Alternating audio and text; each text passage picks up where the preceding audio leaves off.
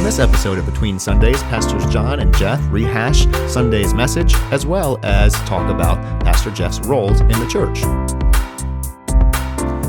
Welcome to another episode of Between Sundays. My name is Pastor Jonathan. I'm here with Pastor Jeff. We are going to take you through our first podcast of Monday mornings. This podcast really is designed to serve two purposes: to kind of dive into the sermon that was preached yesterday, and then also to kind of interview, get to know somebody, a member of our staff, maybe a pastor, elder, and just to kind of give some insight and depth on what they do and why they do what they do. But to start off with, Jeff, welcome. Glad to have you here. Yeah, good to be here. Yeah, so we're going to talk about Pastor John's sermon that he preached yesterday, which was in Philippians. And kind of the big main verse that everybody knows is to live is Christ and to die is gain. And he kind of talked about how Paul got to this place in his life where he was ready to be with the Lord no matter what came his way. And how did he get to that point in his life? And he kind of brought us through that and gave us some examples of what that looks like and what that can look like in the life of a believer. So I'm curious, Jeff, just what was your big takeaway from yesterday's sermon? Yeah, I think there's a lot of good nuggets. I mean, you get into an epistle and you're kind of preaching through or just listening to someone preach through one of the letters that Paul wrote. There's just a lot of just real tangible things that don't need a whole lot of explaining. But a couple of the things that I was, thankful that Pastor John mentioned and kind of drove home is the point about living for Christ being a bunch of just little moments that kind of stack up on top of one another. I think that a lot of times we can tend to view people that are more mature in their faith or have been a Christian for a long time, and as we're a younger believer, we kind of like, well, I'm never going to get there. Like, I'm never going to get to that level of faith or be that much of a prayer warrior or do all of these things that you see that person doing, and so you try and put these unrealistic expectations on yourself to try and do all of those things and do them all well, instead of just making one small decision after another that honors God and glorifies God. And so I really I thought that was a really good way to sum up what it looks like to live for Christ. I mean, because it was one of his points, and then he actually made it a walking point as well as hey, this is something that anyone can do. It doesn't matter who you are, what level of faith you are, you can make the next right choice to choose Christ in any moment. Yeah, absolutely. Micro decisions, I think. Yeah, micro decisions. The term that he keeps coming back to, and he's used that in previous services as well, which I really do appreciate that. And the kind of on that, what stood out to me was kind of how Paul is so opposite to the world. Like, if Christ takes me home today, he was in prison. He wasn't sure of his outcome. He could have been executed. Like, that was certainly a possibility, but he was still had so much joy that the gospel was being proclaimed. And how do you get to that place of you know what, God, like, doesn't matter what is happening in my life as long as I'm proclaiming the gospel and getting that truth out there. Like, how do we get to that place? And it's those micro decisions that aren't the big decisions. Yeah. He mentioned kind of like, hey, like, preaching in Africa. Well, let's start by taking and preaching and teaching a class here at Rainbow Forest. Like, let's start by being diligent with your devotions each and every day. Those kind of little decisions that help. And I think a big takeaway for me too was, the more we make those micro decisions, the more our life is going to naturally look opposite of the world. And the more it looks opposite of the world because we're saying yes to Christ and no to the things of the world, I think that lends itself to a tougher lifestyle, because we're going to be in opposition to maybe some comforts that the world might offer to us, or some other things that might seem good, but in eternity won't be counted as pretty much anything. So I think too that helps us clarify a little bit of why we encounter suffering sometimes. Does that make sense? Yeah. I think that in speaking a little bit to the benefit that we get as individuals, like I appreciated that there was also this corporate like benefit that exists when all of us together are living for Christ. Then there's this emphasis of now unity, and just the idea of even strength in numbers. All of us being united, and Absolutely. other people looking at our body of believers, and that's something. There's something different, and Yeah. he mentioned, I guess, two of the key components of the Christian life and walking with Christ. Love Jesus and love the church. Yeah. And so I think that, I appreciate that, because I love the church as well, and I actually can tend to skew. And I actually just talking to my wife last week, just about this concept of, I want to make sure that what I'm conveying when I'm like teaching my kids, when I'm like introducing my kids to Jesus, is I want them to love the church, but I want them to love Jesus. And when they love Absolutely. Jesus, then they'll love the church. And so, like, I want it to come in that order. But it's just interesting that Pastor John brought it up, so specifically with those two. Hey, this is what it looks like to live the Christian life. Yeah. You're loving Christ and you're loving the church. Yeah. And I think even in that, like, my thought is kind of sitting in the congregation.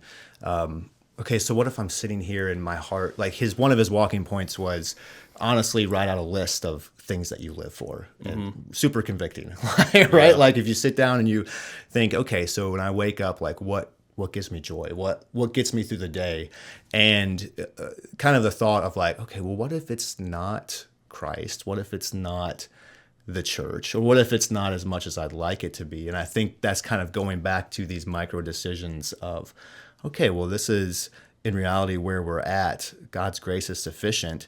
Let's start by waking up and spending 5 minutes in the Word. Or like John was saying, hey, instead of having the TV on and going to sleep 15 minutes at the end of the day, hey, spend it in prayer. And those little things, I think, are the spiritual disciplines that we need. It kind of goes into a little bit of chapter 2 where God's talking, or Paul's talking about working out your own salvation, of like, what's our role in the work, and then God's role as well. God starts that process in us. He saves us, and that should motivate us to continue with these micro decisions to follow him. Yeah. Does that make sense? Yeah, I think so. Yeah.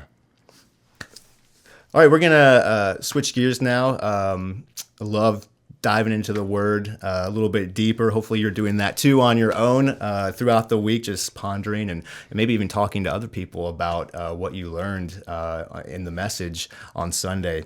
But we wanted to just talk a little bit, Jeff, about your role.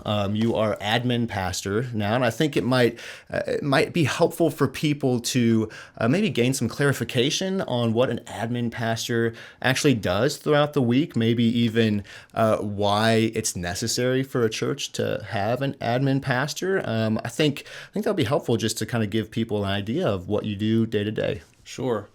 I think it's very all encompassing. I think as an admin pastor, I kind of have a role of being kind of connected into all different areas of the church. And I feel like part of my responsibility is making sure that all of the staff both know what their position is and how to succeed in fulfilling out what we've called them to do, like what God has called them to do, what we've brought them in and hired them to do. And are you equipped? Are you resourced? Do you have the support? Is there something that we could be doing better? Are you taking time off? Like all of those things, I think, are wrapped up into what the kind of the overarching view of the role is. Then, sorry, I didn't mean to cut you off, Yeah. but does that then tie into like our core statements of belief, like discipling believers, devotional love, deploying the church? Yeah. Like you're talking about making sure the staff completes what they're here for. How does that kind of fit into the larger core values of the church?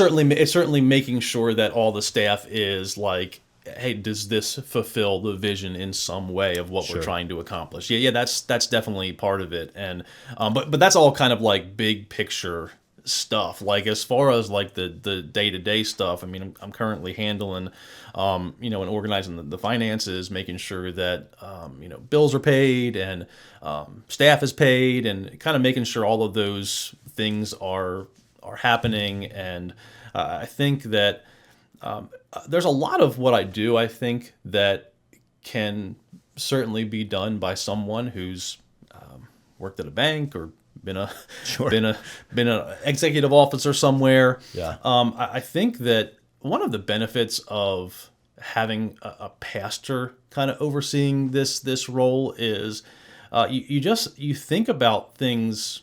You just think about things differently than you would if it was. It's very much more people oriented, And I had a meeting a while ago with our finance committee, and we just look at the budget and go over making sure that, hey, do things look good? Are there things that we can improve? And a lot of the things that I wanted to discuss though weren't numbers related. It was more of the question, how are we shepherding these people well? Yeah. Like, so how can we push people to take a next step in their faith? And so we're talking about the finances, we're talking about giving, the balance is, well, do we send someone a message if hey, this person's attended for a while now, but they haven't given yet, and then they do give, like, do we make mention of that? Like, do we, and all of that is shepherding related issues, because it's a discipleship process that you're trying to work through. And I think that's, to me, one of the benefits. I've seen, that's just one example. I've seen so many little things like that where it's like, it's really fruitful for a pastor to be in this role who can both see the vision part of it, but also be relating to it in a personal way. Yeah, I think that's some of the benefit. You have the well-being of the church kind of first and foremost on your mind as you're doing these seemingly not minuscule, but seemingly kind of analytical tasks of, like looking at the budget, making sure the worship pastor doesn't buy like 6 new guitars every month, even though he might want to, maybe that's a conversation that we need to have. But no, it's something that we, I think all the staff appreciate you do well, is taking care of those tasks. But you also have, like you were saying before, a heart for the church and wanting the church to be able to disciple well and deploy well. And how does those things fit into those tasks? Which, if we brought in somebody like, hey, a consultant or somebody who like, hey, we just, they're off campus, they're taking care of the books, they'd be able to take care of the job, but they might make decisions. They probably would make decisions that would affect us in ways that they don't really have to see or handle or even like experience. So now we do have an offsite bookkeeper, so I'm not doing the actual books, thankfully. So you're in charge. You're over that. Yes, I'm over that process, and I'm overseeing that. And I think that's one of the helps that the church kind of moved in. The direction that we moved in was outsourcing that component of the job.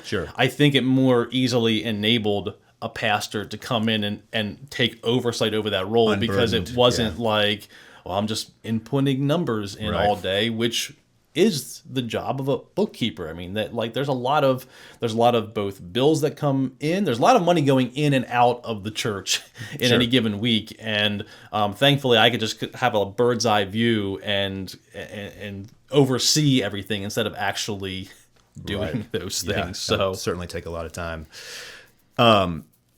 So that's helpful. Kind of wanted to address, you come into church on a Sunday morning, and I think most people will see you downstairs in the kids center. I always see you every Sunday down there in the kids center.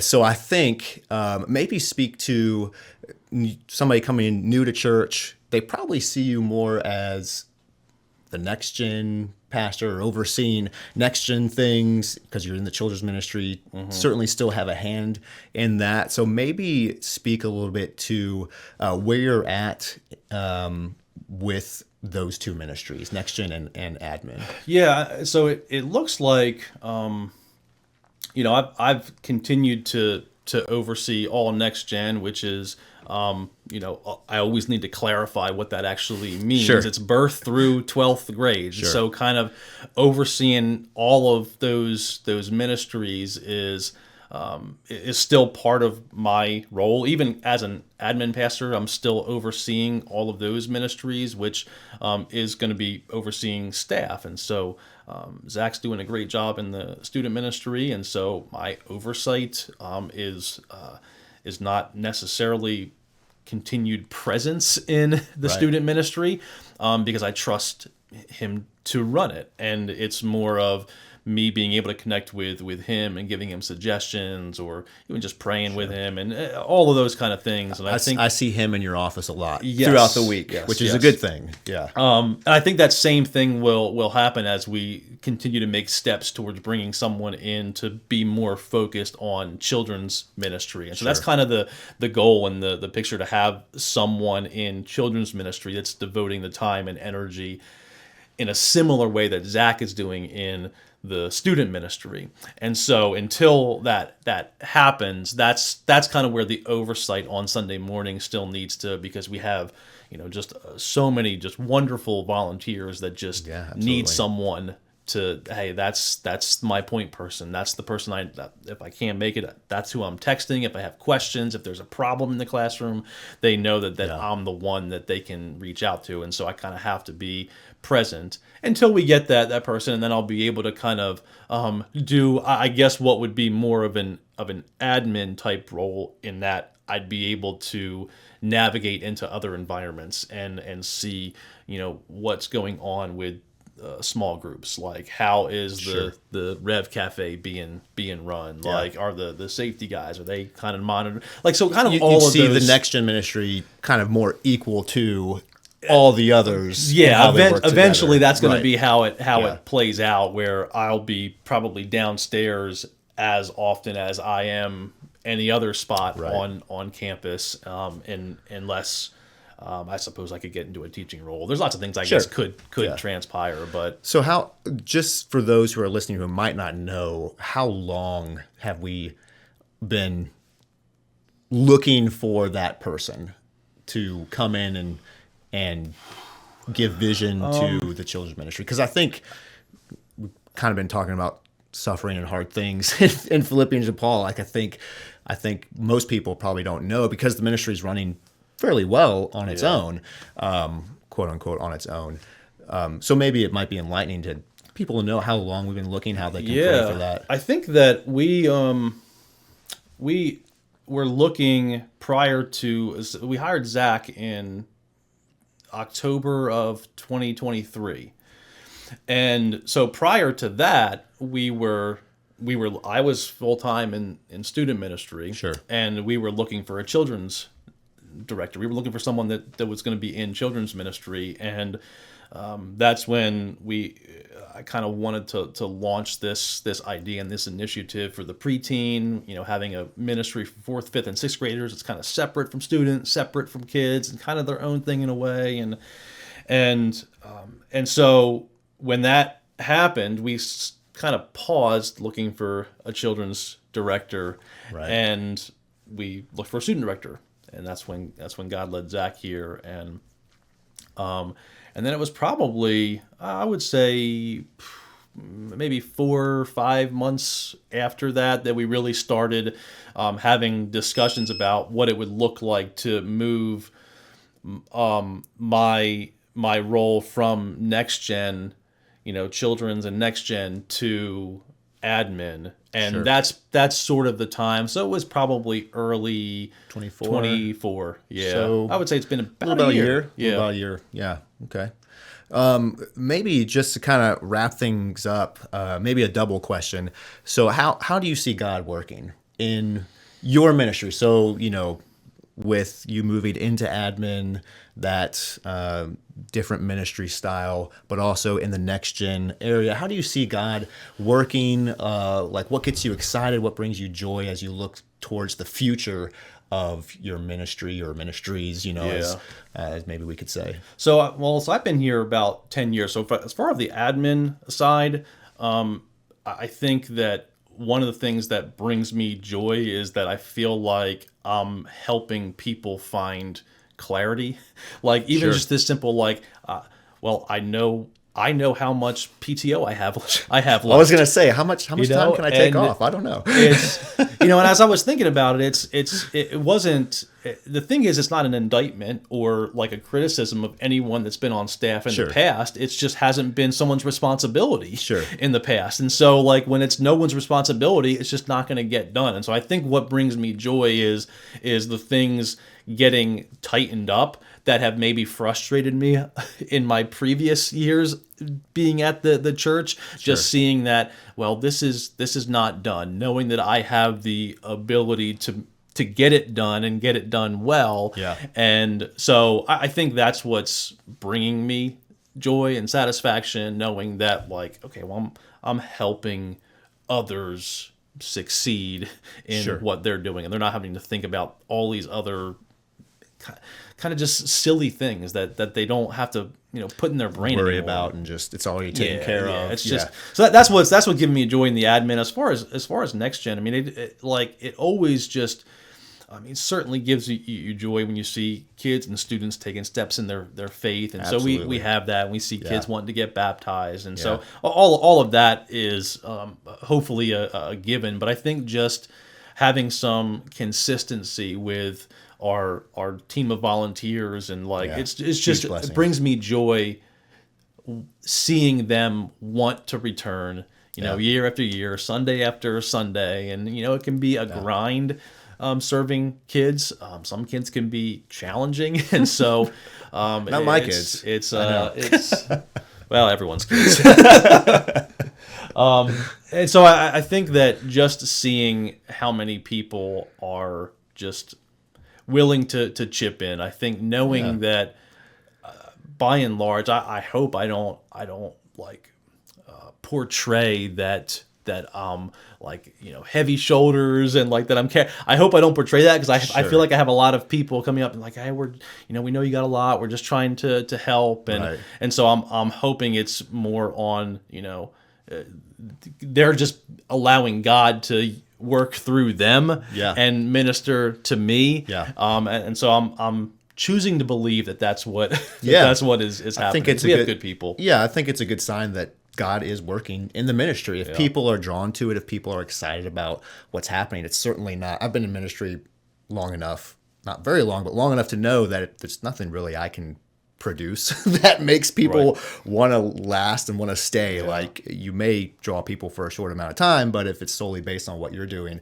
it's not going to last. What really draws people is God working in their hearts and in their lives, and so that's a huge testament to how God's working, and I think to for the future of God to just continue to work. And maybe that's something that we can be praying for, is just God to continue to work in the hearts and lives of our church and those who are serving. Is there anything else that you might want to charge people of praying for, of being mindful of, just looking towards the future? I think the one thing that really comes to mind, and I guess I'll focus it in on the next gen side of it to wrap up. Sure. Is we have this desire to, as a church, like, we want to get people into corporate worship. We want to get people into small groups. We want to get people into discipleship groups. If that's our philosophy and that's what we want to do, then that needs to be systematically driven down even to our youngest members, our youngest kids that are here. We want our kids to be able to experience corporate worship. That's why we do family worship. Yesterday, yeah. And we want them in small groups, and we want them in discipleship groups. Now, the thing about those last two options is that we just need a lot of people. Yeah. I mean, to get kids into true discipleship type connections with adults, we have to have the adults there. I mean, you can have a class that's got 2 caring adults who are pouring into a group of 20 kids, and it would be fine. They could learn a Bible lesson. They could gain a lot of understanding, but that won't be a small group. Right. And that won't be a discipleship group. Right. And so if we want to have those elements stretched throughout our entire church, then we just need more people. And so the prayer is that I guess people would be compelled and challenged to want to step out in faith, be praying that God sends the workers out into the field because they're ripe for the harvest, and we want to just be prepared for when kids are having fun and they bring their friends, and we want to be prepared so that when more kids come, we have enough. You're ready for it. People to Things handle. are set up for it. Yeah, that's exciting. Yeah. That's really exciting to hear, kind of even in that, the vision of moving forward. And man, I feel like I talked to you forever about ministry stuff and what's going on and what that looks like and how God's moving. It's exciting. Unfortunately, though, we've got to kind of wrap it up. So if you made it to the end of the podcast, we certainly appreciate you listening. We hope to see you back on our next episode of Between Sundays. So long.